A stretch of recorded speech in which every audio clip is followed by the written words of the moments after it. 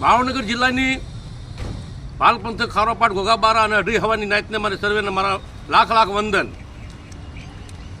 કે કાલે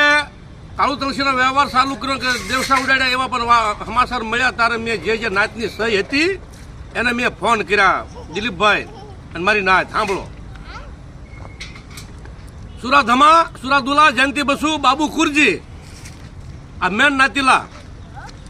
એની સહી મારી પર બોલી એટલે ફોન કર્યો પછી મેં એમાં સહી કરી તારે બધાએ બાબુ કુરજીએ ના પાડી સુરાધમાએ ના પાડી જયંતિ બસુએ ના પાડી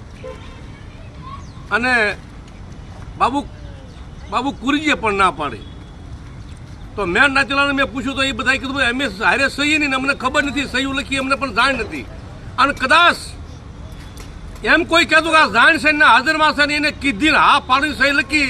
તોય પણ આ સ્વાગત આવવા માટેની તૈયારી અને સ્વાગત તમે આવી જાઓ